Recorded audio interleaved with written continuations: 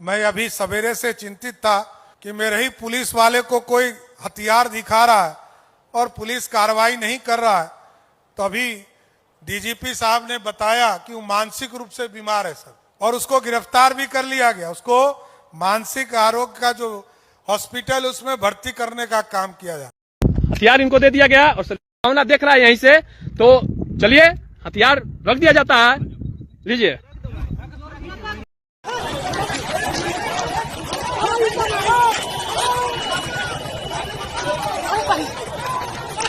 आपने 3 video clips देखी।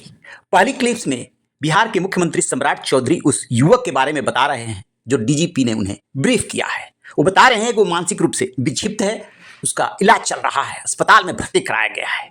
दूसरी क्लिप्स में वो युवक भीड़ के सामने पिस्तौल फेंक करके सरेंडर करता है। इस दौरान वो पुलिस से संवाद भी कर रहा है। और तीसरी क्लिप्स कोहराम की है, जो उसके एनकाउंटर के बाद लोग सड़कों पर उतरे हैं। नमस्कार, विद्या न्यूज लाइव में आपका स्वागत है। उत्तर प्रदेश में चल रहा बाबा का बुलडोजर और एनकाउंटर पड़ोसी राज्य बिहार तक पहुंच गया है। जब से सम्राट चौधरी मुख्यमंत्री बने हैं, बाबा का एग्जाम्पल दे दे करके वहां पर भी एनकाउंटर हो रहा है। अभी भोजपुर के शाहपुर में एक बिलौटी गांव है, वहां पर भारत भूषण तिवारी का एक ऐसा एनकाउंटर हुआ है जिसने पूरे सूबे को हिला करके रख दिया है और बिहार पुलिस को सवालों के घेरे में खड़ा कर दिया है। कहानी शुरू होती है 16 जून से। वीडियो वायरल होता है जिसमें कि बिहार पुलिस, उसमें उनके और भी जो डिफरेंट यूनिट होती है, पहले थाना पुलिस पहुंचती है, एनकाउंटर में तो खैर एसटीएफ भी शामिल था, पहुंचती है काशी तिवारी जो उनके घर, और वहां पर उनका बेटा हाथ में पिस्तौल लिए होता है, मां भी होती है। पुलिस को वो पिस्तौल दिखा रहा होता है, पुलिस उसे समझाने की कोशिश कर रही होती है। ये वीडियो वायरल हो जाता है। वायरल होने के बाद सीएम सम्राट चौधरी खुद एक जगह बयान देते हैं कि अभी मैं देख रहा था कि हमारी ही पुलिस वालों को एक व्यक्ति हाथ में पिस्तौल लेकर के धमका रहा है। पुलिस को सीधा संदेश मिल गया, ये बर्दाश्त नहीं है। लेकिन तभी इसमें पुलिस ये रास्ता निकालती है कि लगता है कि ये जो नौजवान है वो मानसिक रूप से विक्षिप्त है, लिहाजा उसके कोई लवर के संबंधित अस्पताल में भर्ती कराया जा रहा है, इलाज कराया जाएगा। ये बयान फिर से सम्राट चौधरी देते हैं एक कार्यक्रम में कि उनको डीजीपी ने बताया है कि मानसिक रूप से वो युवक विक्षिप्त है और उसका अस्पताल में भर्ती करा के इलाज कराया जाएगा। तभी आती है एनकाउंटर की खबर और उस युवक को पुलिस मार डालती है, जिसे कि कोल्ड ब्लडेड मर्डर कहा जा रहा है। ऐसा क्यों कहा जा रहा है? बिहार में क्यों मचा है तूफान? जिस बिहार में जातिवाद की जड़ें काफी गहरी है, वहां जाति से ऊपर उठ करके लोग बिहार पुलिस सरकार को लानत भेज रहे हैं। और ये सिर्फ मुंह जबानी नहीं है, कहते हैं कि तस्वीरें झूठ नहीं बोलती। अब तो वीडियो का दौर है, सोशल मीडिया का दौर है। एक एक वीडियो घटना स्थल से ऐसा ऐसा वायरल हो रहा है जो बता रहा है कि पुलिस ने क्या किया है। हुआ यूं है कि 17 जून की सुबह पुलिस उस युवक को और उसके घर को घेर लेती है। वो छत पर फेसबुक लाइव कर रहा होता है, हाथ में पिस्टल होती है। पुलिस वाले बातचीत करती है, बातचीत करते करते उसे थोड़ा बघार तक ले जाती है। वहां पर पुलिस से उसका संवाद होने लगता है, वो अपनी मांगे रखता है और इसी बीच पुलिस कहती है सरेंडर करने को, तो वो पिस्तौल को फेंक देता है। आप वीडियो में देखे होंगे। जैसे ही वो पिस्तौल फेंकता है वैसे ही पुलिस दनादन गोली मारने लगती है, एक के बाद एक 4 गोलियां मारी, पहले पैरों में, उसके बाद पेट में।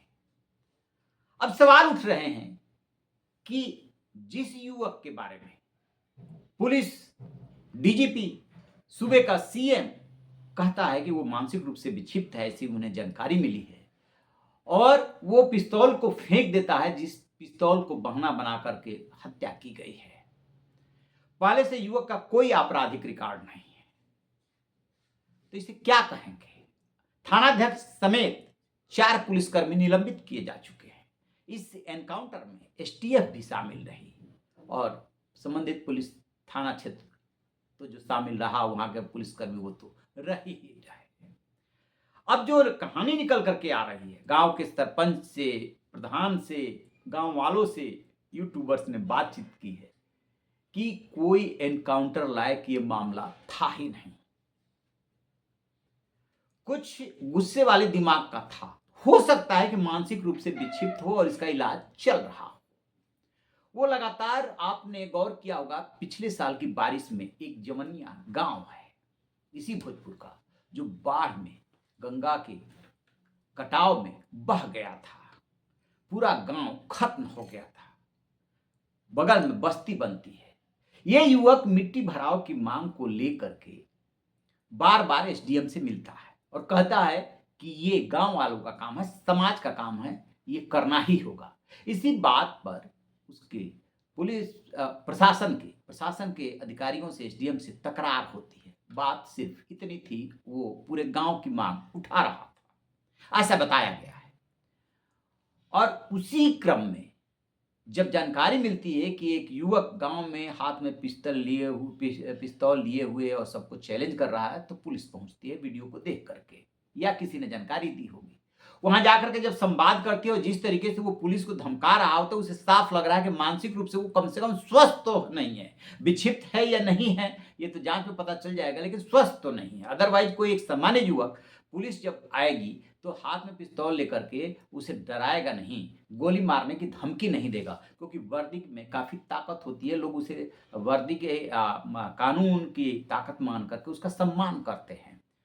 उसके फादर खुद जब बताया जा रहा है कि पुलिस में थे, चालक थे, परिवार भी दिख रहा है सीधा साधा सा, तो उसको कुछ दिक्कत है जिसकी वजह से वो ऐसा चैलेंज कर रहा है। और इसी चैलेंज के क्रम में फेसबुक लाइव करना, पुलिस को चुनौती देना, और फिर पुलिस का उसे घर से निकाल करके बघार तक ले जाना और फिर एनकाउंटर कर देना। एनकाउंटर के दौरान जो संवाद होता है वो भी वीडियो में है। कह रहा है कि मैं पिस्तौल फेंक रहा हूं, मैं सरेंडर कर रहा हूं। हथियार इनको दे दिया गया और संभावना देख रहा है यहीं से, तो चलिए हथियार रख दिया जाता है। लीजिए,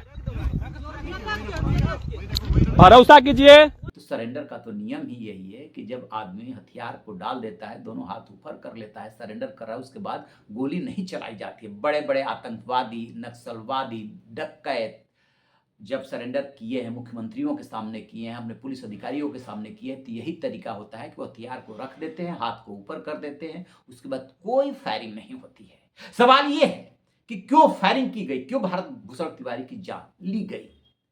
क्या पुलिस सीएम ने जो बयान दिया था उसके दबाव में आ गई थी? जैसे बिहार पुलिस को कोई ललकार रहा है, उसने इतना दिमाग नहीं लगाया कि यदि मानसिक रूप से ये विक्षिप्त है तो इसके साथ ये सलूक नहीं किया जाना चाहिए।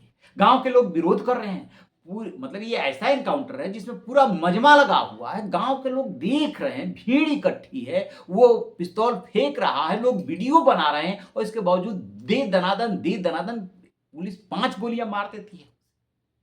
पहले वहीं पर उसे अस्पताल में, सिविल अस्पताल में भर्ती कराया जाता है, फिर पटना पीएमसीएच में ले जाया जाता है जहां उसकी मौत हो जाती है, और इसके बाद वहां पर हो गया है बवाल। सवाल पूछे जा रहे हैं बिहार पुलिस और सम्राट सरकार से, किसी के पास कोई जवाब नहीं है। खास बात यह है कि डिप्टी चीफ मिनिस्टर रहे इस सम्राट चौधरी के कैबिनेट मंत्री हैं विजय सिन्हा, वो सवाल उठा रहे हैं। ऋतुराज सिन्हा जो कि वहाँ के बीजेपी के नेता हैं, वो सवाल उठा रहे हैं। अश्विनी चौबे कह रहे हैं कि ये तो हत्या है। सभी के सभी ये कह रहे हैं कि इस मामले में बिहार पुलिस के खिलाफ एक्शन होना चाहिए, ये कोल्ड ब्लडेड मर्डर है।